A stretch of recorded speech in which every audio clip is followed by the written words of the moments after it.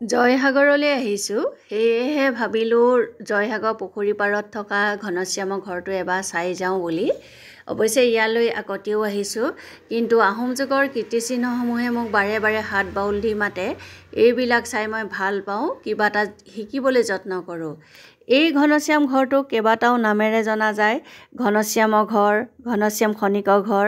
ঘনশ্যাম মন্দিৰ নাতিগোসাঁই দৌল বা ঘনশ্যাম দৌল যেতিয়া স্বৰ্গদেউ ৰুদ্ৰসিংহই গড়গাঁৱৰ পৰা ৰাজধানী তুলি আনি ৰংপুৰত স্থাপন কৰিছিল তেতিয়া ৰংপুৰখন সজাই পৰাই তুলিবৰ কাৰণেই বংগৰ পৰা এটা খনিকৰ দল আনিছিল আৰু সেই খনিকৰ দলৰ মুখ্য মানুহজনী আছিল ঘনশ্যামউদ্দিন পিছত হিন্দু ধৰ্ম গ্ৰহণ কৰি ঘনশ্যাম খনিকৰ হৈছিল এইটো বাওঁফালে থকা ভোগঘৰ বা পাকঘৰ অৱশ্যে আজিও সঠিককৈ জনা নাযায় এই ঘৰটো কি কাৰণে ব্যৱহাৰ কৰিছিল এয়া ঘনশ্যাম ঘৰৰ চৌপাশ এইটোৱে হৈছে ঘনশ্যামৰ ঘৰ এটা বিতোপন ঘৰ আহোম যুগৰ অন্যান্য কীৰ্তিচিহ্নসমূহৰ লগত নিমিলা এটা ঘৰ এয়া দেৱালবিলাকত ফুল পাতেৰে অংকিত চিত্ৰশিল্প বিভিন্ন ধৰণৰ চিত্ৰশিল্প অংকিত হৈছিল এই দেৱালবিলাকত অৱশ্যে আহোম যুগৰ এই কীৰ্তিচিহ্নসমূহত অজস্ৰ কাহিনী আছে যিবিলাক কাহিনী জানিবলৈ বুজিবলৈ বা অনুভৱ কৰিবলৈ মই বাৰে বাৰে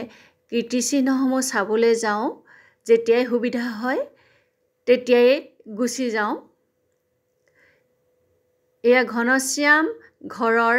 ভিতৰ অংশ দেখুৱাবলৈ যত্ন কৰিছোঁ অৱশ্যে একেবাৰে ভিতৰলৈ আমি যাব নোৱাৰিলোঁ কাৰণ ঘনশ্যাম ঘৰৰ এই গেটখন তলা লগাই থোৱা আছে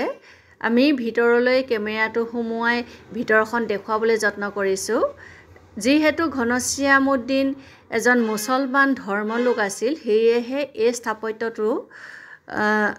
মোগল শৈলী দেখিবলৈ পোৱা গৈছে এয়া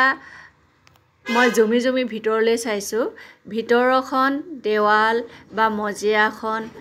সেমেকিছে শেলুৱৈ ধৰিছে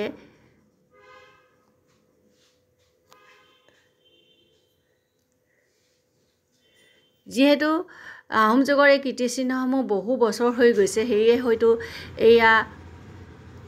সেমেকিছে শেলুৱৈ ধৰিছে এয়া দেৱালখন পুনৰ দেখুৱাবলৈ যত্ন কৰিছোঁ বিভিন্ন ধৰণৰ ফুল পাতৰ চিত্ৰ আছে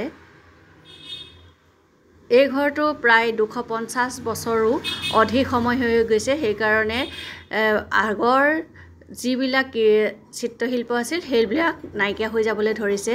চৌপাশটো এইখন এখন তোৰণ